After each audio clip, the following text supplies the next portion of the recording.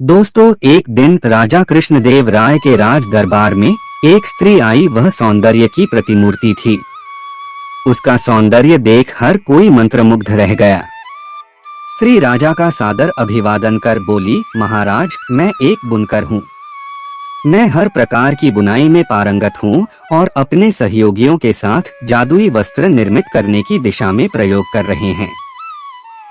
अपने बुने वस्त्र का एक नमूना मैं आपके लिए लाई हूँ। इतना कहकर उसने हाथ में पकड़ी एक माचिस की डिबिया खोली और उसमें से एक सिल्क की साड़ी निकाली। उस साड़ी का कपड़ा अत्यंत मुलायम और हल्का थी। उसने वह साड़ी राजा को भेंट कर दी। राजा वह साड़ी देख आश्चर्यचकित रह गए। राजा बोले, तुम्हारा काम देख हम प्रसन्न हैं। आज तक बुनकरी का इतना शानदार नमूना हमने नहीं देखा। स्त्री बोली, महाराज, मैं और मेरे सहयोगी एक विशेष तकनीक पर काम कर रहे हैं। उसी तकनीक से हमने इस वस्त्र को निर्मित किया है। साथ ही हम एक ऐसे वस्त्र भी बना रहे हैं जो इस साड़ी से भी मुलायम, पतले और हल्के हों। उसे ईश्वरीय वस्त्र कहा जा सकता है, क्योंकि वैसे वस्त्र मात्र देवतागण धारण करते हैं। राजा बोले, बहुत अच्छी बात है। बताओ, किस प्रयोजन से हमारे पास आई हो? स्त्री बोली, महाराज, मैं आपकी सहायता की आस में आई हूँ। यदि आप हमारी योजना के लिए धन प्रदान कर दें तो आपका बड़ा उपकार होगा। राजा बोले, अवश्य, हम नई तकनीक विकसित करने के समर्थक रहे हैं। हम अवश्य तुम्हारी योजना के लिए धन प्रदान करेंगे, किंतु समय समय पर तुम्हें हमें अपनी योजना की प्रगति से अवगत कराना होगा और योजना पूर्ण होने के उपरांत सर्वप्रथम वह वस्त्र हमें दिखाना होगा। स्त्री प्रसन्न हो गई और सिर झुकाकर बोली, महाराज, मैं उस योजना में बुना पहला वस्त्र आपको भेंट करूंगी। राजा ने राजकोष से उसे स्वर्ण मुद्राओं से भरी थैली दिलवा दी। थैला लेकर वह प्रसन्नतापूर्वक चली गई। समय बीतने लगा, किंतु बुनकर स्त्री ने अपनी योजना की प्रगति से राजा को अवगत नहीं कराया। राजा चिंतित हुए और अपने मंत्रियों और सेवकों को कार्य की प्रगति का मुआयना करने बुनकर स्त्री के पास भेजा।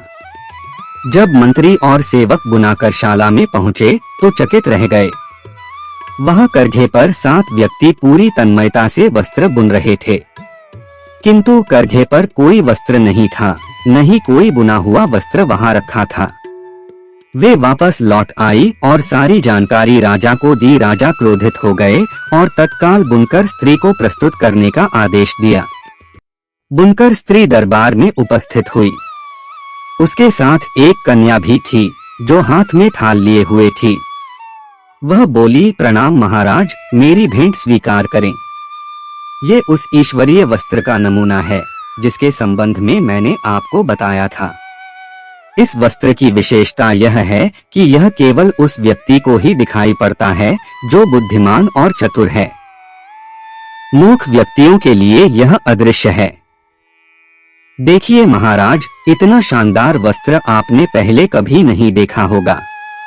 कहकर उसने अपने साथ आई कन्या को इशारा किया और उस कन्या ने थाल राजा के सामने ले जाकर रख दी। राजा और मंत्रियों ने देखा कि वह थाली खाली है, किंतु स्त्री ने सबको अपनी बातों के जाल में उलझा दिया था। यदि कोई ये कहता कि उन्हें वस्त्र दिखाई नहीं पड़ रहा तो मूर्ख कहलाता। कोई मूर्ख नहीं कहलाना चाहता था, इसलिए सभी एक स्वर में बोले, अति सुंदर कारीगरी का ऐसा नमूना तो हमने पहले कभी नहीं देखा। ऐसा अद्वितीय वस्त्र मात्र महाराज को ही शोभा दे सकता है। राजा उलझन में पड़ गए, क्योंकि उन्हें वस्त्र दिखाई नहीं दे रहा था, किंतु वे ये बात कह नहीं सकते थे। अगर कहते तो मूर्ख कहलाते और नहीं कहने पर वह स्त्री स्वर्ण मुद्राएं हड़प लेती। उन्होंने तेनालीराम को अपने पास बुलाया और बोले, तेनालीराम, तुम तो सारा माजरा समझ रहे हो, अब तुम ही समाधान निकालो। तेनालीराम ने मुस्कुराते हुए उस स्त्री से कहा, देवी, आपकी कला वाकई बेमिसाल है। महाराज भी उपहार स्वरूप इस ईश्वरीय वस्त्र को देखकर बहुत प्रसन्न हैं। मगर उनकी इच्छा है कि पहले इसे धारण कर दरबार में सबको दिखाएं। ताकि सभी इसकी सुंदरता की प्रशंसा कर सकें। स्त्री राजा को धोखा देकर धन हड़पना चाहती थी, किंतु अब उसकी पोल खुल चुकी थी। वह उस वस्त्र को कैसे पहन सकती थी जो था ही नहीं। कोई चारा न देख वह राजा के पैरों पर गिर गई और क्षमा याचना करने लगी। स्त्री होने के कारण और गलती स्वीकार कर लेने के कारण राजा ने दया प्रदर्शित करते हुए उसे क्षमा कर दिया, किंतु उस स्त्री को स्वर्ण मुद्राओं की थैली वापस करनी पड़ी।